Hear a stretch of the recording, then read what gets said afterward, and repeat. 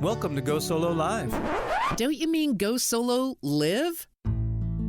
Have you ever been asked why on earth would you travel alone? Go Solo Live not only answers that question, but celebrates life as a midlife solo traveler. This is a safe place for women to come together to reminisce about their travels, encourage others to travel, and to dig into the real lessons learned from these journeys. Now join Jennifer Buchholz with Transform Via Travel as she and her guests share stories of the solo travelers of midlife women. Welcome to Go Solo Live. This is Jennifer Buchholz with Transform Via Travel. Today, we'll hear from Anna Lardinois. She's going to share how her solo road trips over spring break for the last 10 years have really helped her refresh and reconnect with herself.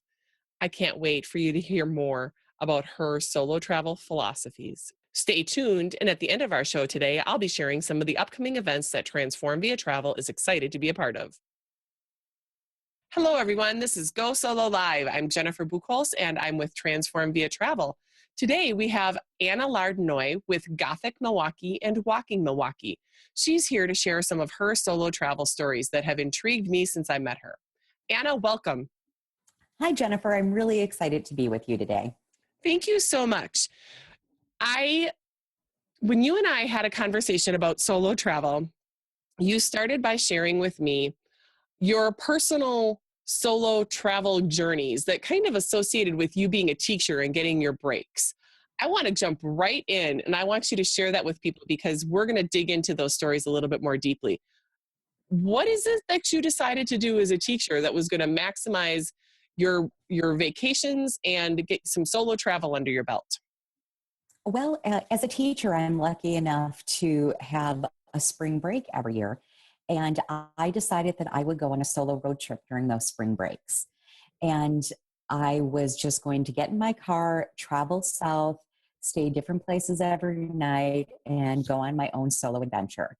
And the first time I did it, it was a little bit scary, but then every night it got more and more easy. And then I started looking forward to this every single year. And it really became a big part of who I am and how I recharge, because I would spend so much time by myself. I would come back just incredibly grateful for the wonderful life I have and really appreciative of everything because I had all of that time to kind of decompress and rebuild. That sounds amazing. So I want to hear about the very first trip. Where would you go? What did people think? All of that. Well, I think it kind of started a bit more small, kind of working my way into that. My mom lives in southern Indiana. And so I would drive down there. It's about a 7-mile drive or a 7-hour drive rather. And so that kind of got me into the idea that I can easily do this. And so I just start going like a little further and a little further. And the first time I decided to do this, I was on my way to Asheville, North Carolina, and I was going via Kentucky through the Blue Mountains and to there. And that first time, I made some mistakes. Like what? Well, this is before smartphones were really a thing. Now you never have to worry about how to get to anywhere because it's right on your phone. But that even 10 years ago was not the case. Like you actually had to have maps. And I did not bring any maps because I just figured, the signs will take me to these cities. And I would just I'll just keep on following the signs to going to Asheville. Well, this really did not work. And I ended up getting deeply lost in these foothills of Kentucky. And there was just no businesses, no places to stop, nothing. And it was just these like little paths and like a one-eyed dog running along the side of the road. And I started having some desperate bathroom issues. I thought, why am I doing this? But I, was able to get out of it. I found I've got a story. It does involve some car urination. Sometimes those things happen. But now I've gotten a little smarter about it, and we have smartphones. So, it's much easier to find your way around. And because of that trip, I now, even if I don't think I need to go to the bathroom, if my car needs gas, I'm going to the bathroom. Well, that's a good rule of thumb to follow for sure. Put it in the car, get it out of you. Yeah. Well, so you are by nature a storyteller. That's part of how I met was I had followed you online, stalked you a little bit, and then I went on one of your Gothic Milwaukee tours. So I know that you are a natural storyteller. If I had to ask for one of your favorite stories, which hopefully has some embarrassing moments that everybody can relate to, what is one of your favorite stories of one of these solo journeys? So car urination was not embarrassing enough. Well, you didn't, you gleamed over it. I You gleaned went over really fast. Well, I think I'll have to warm up a little to get to that story. But probably the times when I figured out how to do this the best were times when I found interesting things to do at night. Because as a solo traveler, as a woman, it can be difficult to travel alone. Um, Especially because I love live music. And so when I first started traveling alone, I was going to Memphis, I was going to Nashville, and I wanted to go out and see music at night, but that can be hard to do when you're traveling by yourself. Even if you're not doing anything that you think should draw male attention, Mm-hmm. it doesn't matter. It doesn't matter. And so that is actually how I got into loving ghost tours, because I was looking for things to do at night. And ghost tours seemed like a great thing to do because I love learning. I love storytelling. It's a really neat way to see a city in a different way, and you're walking around. And I discovered that mostly delightful weirdos are the people who go on ghost tours, and those are my people. And so every night, because I'm in a different city, I go on a different ghost tour. And that is what really started my love of ghost tours, is because I was doing them every single night because I'd always be in a different city and I'd learn stuff and see things, and it'd be really great. So you never know what you're going to get on a ghost tour, particularly when you're going through these smaller towns and you're doing it on a weeknight. And so there's, sometimes really small groups or strange things. And when I finally made it to Asheville, I was on a ghost tour with basically just a family. So it was me and a family. And when they heard I was an English teacher, the dad started trying to talk to me in Middle English, which it's a very limited conversation. And they told me the birth story of all their kids. I felt like I was just one of the family. But interestingly enough, on that night, on that tour, and I know this is going to sound made up, but it is a night that I actually thought I saw a ghost on a ghost tour. What? I know, because, I'm not sure how I feel about ghosts, but I do know that it's compelling storytelling and it's so universal. And, there's something there.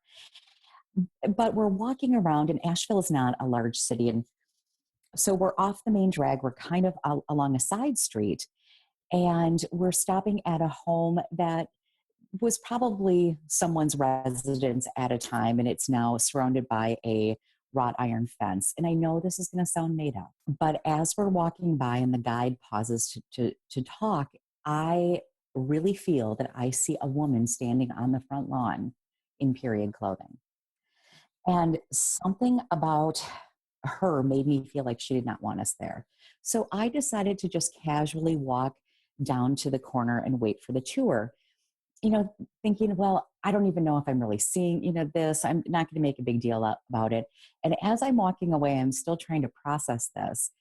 And I'm walking down the street, and I know this is going to sound outrageous, but as I'm walking, I go under each streetlight, and each of them turns off as I walk under it. And then I get all the way to the end of the block, and I'm standing by myself in this dark, waiting for this tour to come. And I am genuinely terrified. So I ask the tour guide when she catches up to me, well, did you see anything? And she's like, well, sometimes people do see things. I didn't see it. And I don't know to this day, but it just has had such a powerful impact on me that is one of my most memorable events. I'm like jaw dropped, speechless right now. That is so freaking cool. Oh, wow. Okay. That's so cool. So what I love about what you're talking about though right now, Anna, is you're sharing how you had an interest and you found a way to incorporate your interest into the travel, into the places which you were going. And you just kept building on it because honestly, then you're building a level of expertise because now you've done all of these ghost tours in all these different cities. So you have such a sense of flavor for that. And then you decide to just go ahead and build your own business based on this in your hometown. Well, that was never my intention, to be honest with you. That's often how it happens. How it kind of came about is I was doing these fun trips every year, and kind of like made it. My friends would come along because I would write about what I did every day and post it on Facebook and then send it to like my husband just so that he knew still alive. and so I, it was looking for more and more excitement and challenge in my life. And when I turned 40, I decided that I would do one new thing a week. And as kind of a long story short, I decided that I would start this ghost tour business. And I really did not see this being a long-term thing. I saw it being a project for my 40th year. And a lot of the things in that first year were part of the project. Like I made my own costumes for the first year. And that was a new thing. And I did the website for the tour that first year. That was a new thing. And I did a lot of first things. So it was 52 weeks of new things. Ghost tour business was one of them. And I kind of thought I would just do it for the summer. And it would be something I would talk about at cocktail parties. Like, did you hear I had a ghost tour this summer? Let me tell you about it. But the first week I ended up selling like 800 tickets. And so I thought, oh my gosh, I need to learn how to run a business and have a ghost tour company. And after the season was over, I had so much fun that I just wanted to keep doing it. And so now I'm finishing my 5th year. Congratulations. That's a pretty significant milestone for a unique, not just any solopreneur business, but a unique solopreneur business that is unlike anything in that city. So you didn't even have a idea if it was going to be successful or not. Right. And, fortunately it wasn't my full-time job. So it really didn't matter to me the first year, but as it turned out, it was. And then it just kept on growing. And now this is what I do for a living is guided and self-guided walking tours. It's awesome. And we'll talk a little bit more about that at the end as well, because I'll give you a chance to share with our listeners a little bit more about what you have to offer in terms of local flavor. But let's go back to your trips. And you were doing one a year. This is kind of a plan that you set forth and executed. And then you turned 40 and you decided to do one new thing a week. Mm-hmm. That's inspirational in and of itself. Can you share a couple examples of some of the things that you did? Well, not to be a weirdo, but this changed my life. Doing this changed my life. And it made me much more brave. And people would always say before, because I do these solo road trips and I do all this stuff by myself, oh, you're so brave. And I'm thinking, no, I drive around town all the time by myself. Right. This is just driving around a different town by myself. So I never perceived that as brave. And I really do enjoy my own company. So I don't mind going to shows by myself and meals by myself because I just am fine. And I usually meet people that I can talk to. But I did not do a lot of things because I was just internally afraid. And having this one new thing a week really forced me out of my comfort zone, especially as weeks or days got closer to the end. I thought, maybe this is the thing that the universe wants me to do. So some things, like every woman who's 40, I had a mammogram. That was my first mammogram. Mm-hmm. But I also ended up being my condo association secretary because it was getting towards the end of the week and this opportunity popped up and I didn't want to do it, but I thought, well, maybe the universe wants me to do it. and so I don't know if it did or not, but I was for that year, the condo's secretary. And I think one of the most meaningful things that I did for me, and I don't know if this would translate into anyone else's life experience, but we had a new neighbor and she had asked if I wanted to go on a walk with her. And I really did, but I was also concerned that I wasn't going to be a quick enough walker or interesting enough. And I just wanted, I was going to say no, but I thought, no, Anna, do this. Just go with this woman. Just tell her, hey, I don't know if I'm going to be fast enough for you. And if it's not fun, just we'll end early and you don't have to invite me again.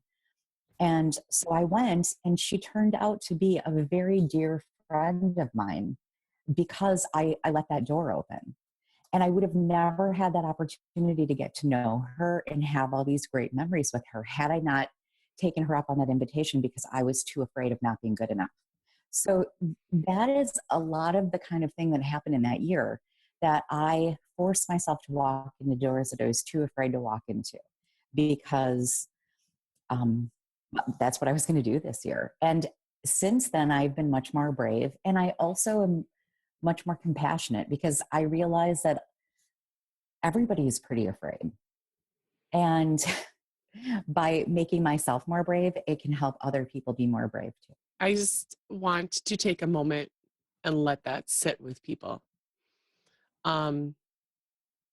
It goes back to Marianne Williamson, who talks about letting your light shine. And when you let your light shine, that it gives people permission to let their light shine as well. And it's from A Course in Miracles. And it's one of the quotes that I hold very dear to my heart because, just like you said, everybody's afraid. We're all afraid of something different, and it could be real or it could be imagined, but it's real enough to us. And that challenge that you put forth to yourself and that you upheld, even to the point where you took on a responsibility of being secretary for the condo association, you weren't going to let a week go by without taking on that challenge and that living to the commitment that you set for yourself. It's very impressive. In case somebody hasn't told you that lately, I'm very glad that I did it because it honestly did change my life. Have you written about it? Well, because some of the things that feel very personal, like what I just shared to you is to me very personal.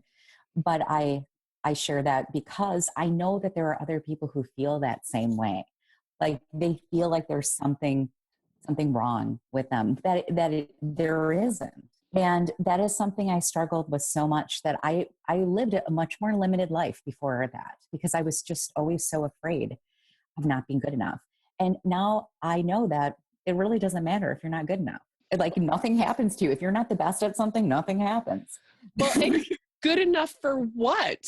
Like one of my blog posts and one of my biggest frustrations is about somebody else using their measuring stick of success to measure me. Mm-hmm. I just call bullshit on that because I'm really the only one who should be measuring based on my own measuring stick of success. Yeah. As I'm getting older, I'm really feeling more like, did I do the best I can for who I am today? And if so, that's what it is today. I love that. Did I do the best I can for who I am today? And we are completely aligned on this, Anna. I often feel like I'm going to make the best decision I have given the current set of information and circumstances. And if tomorrow that were different, then I reserve the right to change my mind. Mm-hmm. As we talk about this journey that you've been on, when did you start doing those road trips? Well, in the early 2000s, and maybe like 2003 in there. So more than 10 years or so.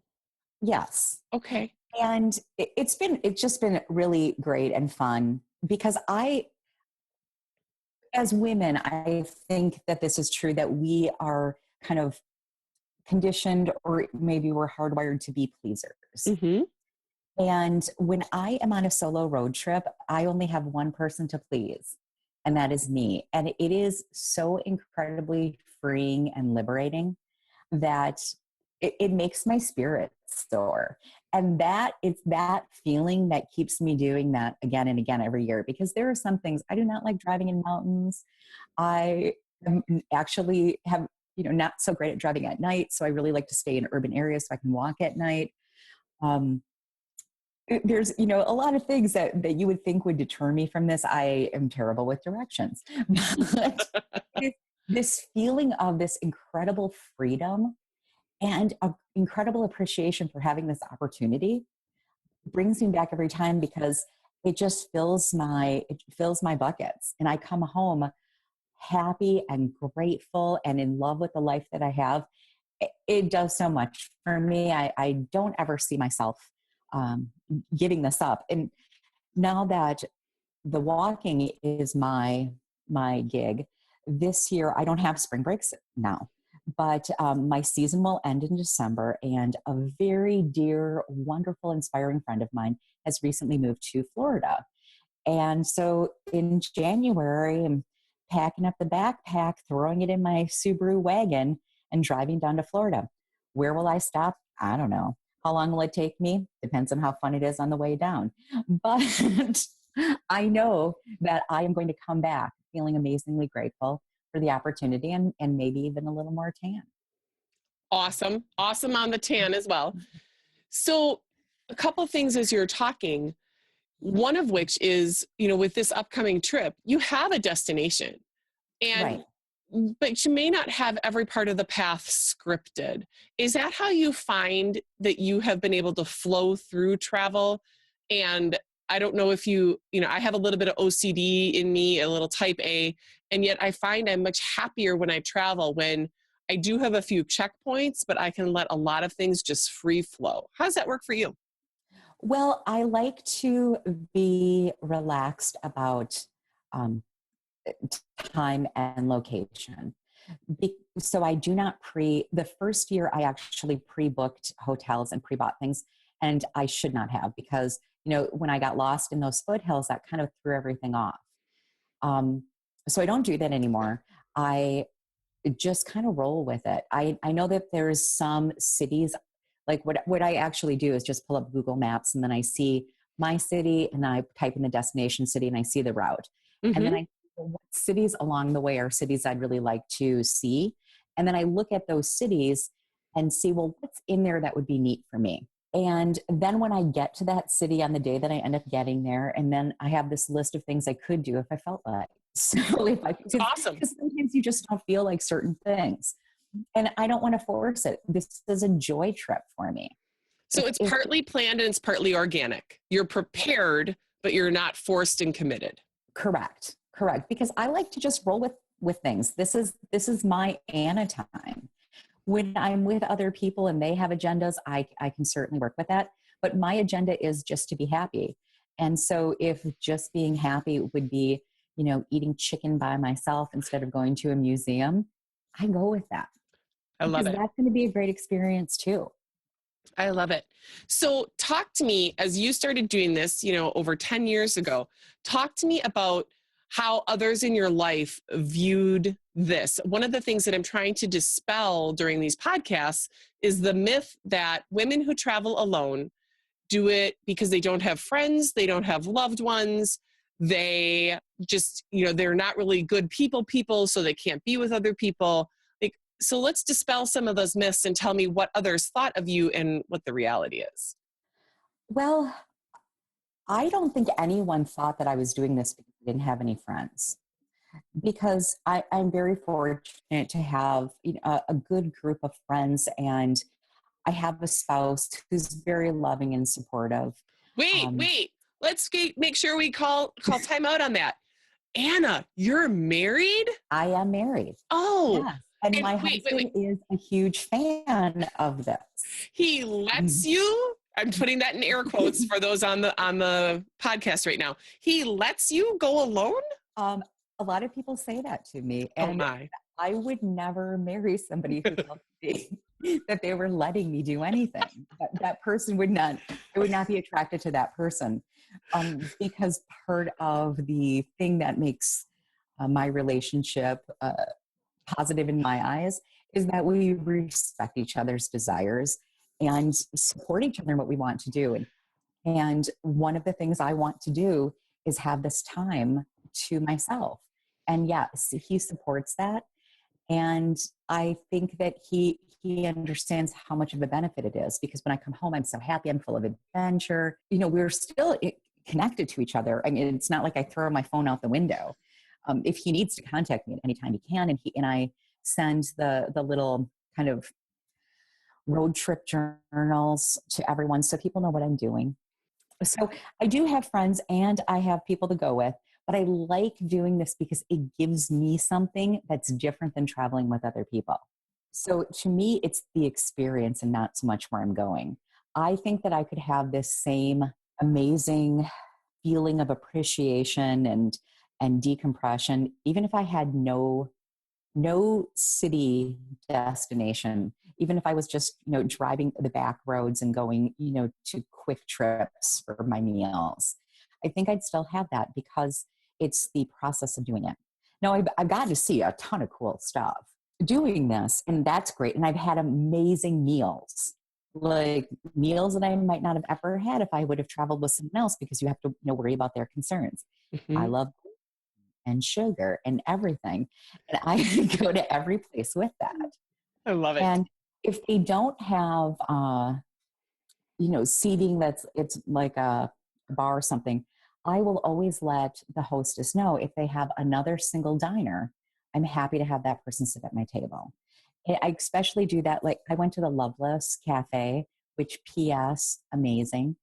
It was one of my Nashville musts, because apparently like the best chicken and biscuits ever. It was good. And they had like this giant wait, and here I am, this one single lady. And so I said, hey, or if conversely, if anyone said that, I would be happy to sit at their table, because meet people. I always meet people wherever I go. Going to those places that's group dining. There's a lot of places like that in the South too, where you're doing family style and you're just buying a seat. You'll meet fun people, and if you don't, then the dinner is over in an hour and you move on. But it's just, that's a fun thing to do for me. I love it. So why road trips? Because, again, a lot of people, when they think solo travel, I keep hearing these connotations or assumptions that they must be these massive adventures, month long around the world. And that's not the case. So I want to hear about, how this road trip still satisfies this need for you. Well, I actually don't want to fly places, because then I'm on someone else's schedule. There's been one trip where as a quinky dink, I flew out to Arizona and then rented a car and then just drove the state that way. Because one of the things I was going to do during this trip is to see someone I connected with on Facebook who was my dear friend when I was in like third grade. We had not seen each other since maybe seventh or eighth grade. And, I'm in my 40s, so it's been a while. And, and so I ended up spending a night or two at her. She lived on this desert casa in this kind of like a farm area. And it was really great. And then I ended up driving to the Grand Canyon and down to Tombstone and doing all of these things, and then giving my car back and flying back. And so if it doesn't have the car aspect, that to me is the free part. Like I love just being able to do whatever I want. And when I'm flying or when I'm doing something scheduled, then I'm on someone else's time schedule. And that's what my regular life is like. My regular life is being on someone else's time schedule. And so I like that freedom to just do whatever I want. I love that, because each person will have their own definition of freedom and adventure. And, I've even heard so many definitions of what going solo means. And some people have said, well, if you start talking to other people, that's not solo. I'm like, ooh, we need to rework some definitions here. But, well, I still think that it is. You're still having your own experience. You're inviting who you choose to invite into this experience. Agreed. And solo doesn't have to mean solitary. Right. And it makes, it's fun because then you get to be part of people's adventure too. They get to be part of your adventure. And I have actually enjoyed that. Absolutely. meeting people during a meal or when I'm having a very cool experience, because sometimes an experience is so awesome, you just want to share it with someone. And so it's great to be able to share it with people around you. Like one of my lifelong things I've always wanted to do, well, ever since I saw it on TV as a kid. Did you see that Brady Bunch episode when they went to the Grand Canyon and they were on donkeys? Yeah. I thought that was like the bomb. And I wanted to do that too. And that is one of those things that if you don't plan stuff, you Right. are, because I didn't realize that you have to have like more than a year in advance. Exactly. And, but for some reason, I was not deterred by that. And I just said, at some point I will be sitting on a donkey somewhere in Arizona, even if it's like a donkey in front of a grocery store and I'm, putting quarters in, it's going to happen. And so I just drove there with no donkey reservations, knowing that it takes over a year. But the reason in the back of my mind, I thought, well, maybe, and that is because they weigh you before you get on the donkey. And I think the cutoff is like maybe 195 pounds or 200 pounds. And I'm thinking, as a Wisconsinite, I know that's around when people stop weighing themselves. There is going to be some surprises that day. And maybe I can swoop in and get someone else's donkey. And wouldn't you know, I got to go ride on a donkey with 1 day. I know it was the greatest. And it did meet my expectations. And I did think so much about how excited I was. And luckily, I got to share that with other people around me because some of them knew exactly what I was talking about because they had also seen this on the Brady Bunch and they were also extremely excited. And then, so that was really nice that I got to do that. Well, and that's where you just let it to the universe. And whether you could have put all these barriers and all these reasons why it wasn't going to work out there, but you're like, well, what do I have to lose but to try? Right, because like I'm still at the Grand Canyon. It's still going to be awesome. Right. I love it. I love your attitude. I just think that this is why I wanted your stories to be shared, Anna, because you truly embody what I want people to understand about solo travel and why it is just so important for women to go and recover from crap or uncover things that they didn't know that they really wanted or just rediscover themselves. And this is fantastic. So if you had to, I like to talk about journeys of personal growth as we're doing this. So what do you think as you're like going back into yourself and you're getting that energy again, have there been examples of personal growth that you've gone through as you've gone on these travels? Oh, yeah. Every single time I come back with a greater understanding of myself and just appreciation for my life because I do most of my driving in the day. So those are, and I'm by myself the entire time. So it's a time for a lot of reflection and which can be sometimes uncomfortable. Mm-hmm. But it's usually those times when I just start feeling so deeply grateful because I do have this amazing life. I have the opportunity to do this. I have the resources to do this. I have all of these people supporting me and being on this journey with me in many regards. And it gives me time to really think about the wonderful aspect of my life. Because sometimes in the day-to-day world, get frustrated, concerned about things that aren't really that big of a deal. But this gives me the chance to see the big picture. And the big picture is, look at what I get to do. Yep. That's awesome. That's awesome. Well, I really appreciate you taking the time to share some of your stories with us today. I want to make sure that people can find you, connect with you, do business with you if they're interested. So can you share a little bit about things that you have coming up yet this season or ongoing and where people can find you?